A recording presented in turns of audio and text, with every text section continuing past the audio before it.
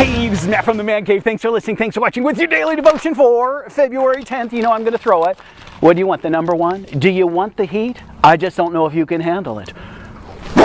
Oh man, that really was a strike. If I was a Major League Baseball player, that would have been totally a strike. Hey, today we're going to be in 2 Chronicles chapter 20, and we're just looking at one verse, verse 15. And before we go there, let me tell you this. Jehoshaphat, he's the king, okay?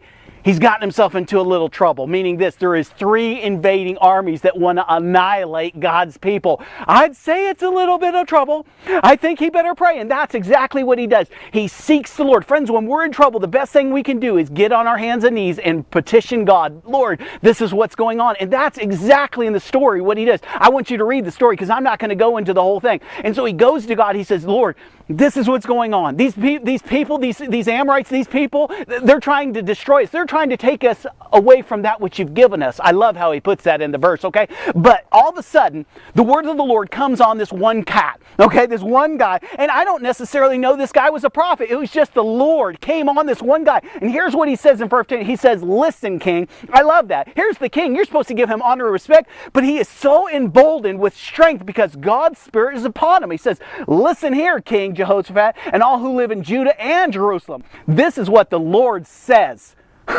Do not be afraid.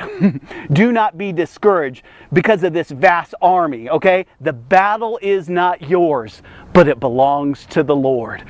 Man, do you like that? I absolutely love it. Friends, what God is saying this is when you give him those things, they're no longer yours. You've handed him the problem. He will take care of it, okay? And I know in our lives, here's the thing, I don't think there's anybody watching this right now that has 3 invading Syrian armies coming to destroy them, okay? With the last name of Ites, okay? But here's the thing, there are things in our life that come up time to time to time, okay? And when those things come up, let's give them to the Lord. Allow the Lord to fight those battles for us. When we give them to God, God will give us the peace. He will give us assurance that he has it handled. In this, he says, you won't have to fight. You won't have to do a thing but praise me. Because if we read the story in the next morning, he says, go out. But what I want you to do is I want you to put singers up front.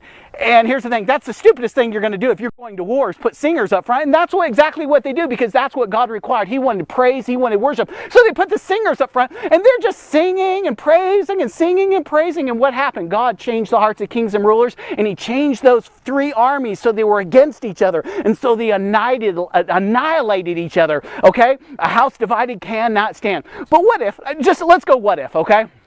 What if Jehoshaphat got this word, hey, you're not going to have to do anything.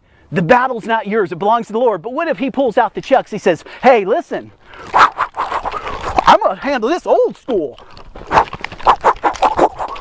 Let him come in here. Let him get a piece of this. I mean, what would happen if Jehoshaphat pulls out the chucks? He says, hey, we're going to handle this old school, okay? Meet thunder, meet lightning, meet thunder death. What would happen? God would probably let him get defeated. Why? Because it's when I'm weak, then am I strong. It's our reliance upon God. Let's allow him to do what he can do and only he can do. Be God of our lives and destroy those enemies that come before us. Friends, if you will allow God to be Lord of your life, he will take care of these things. No matter what it is in your life, he will take care of it. I'm winded now. Can you tell? What? So friends, in your life, don't pick up the chucks. Don't use this mouth in the incorrect way. Get on your knees to God. Trust him with the results. Here's the thing. You're never going to be sorry that you trusted God. Let him fight those battles. You won't have to do a thing but trust and praise. Hey, this is Matt from the Man Cave.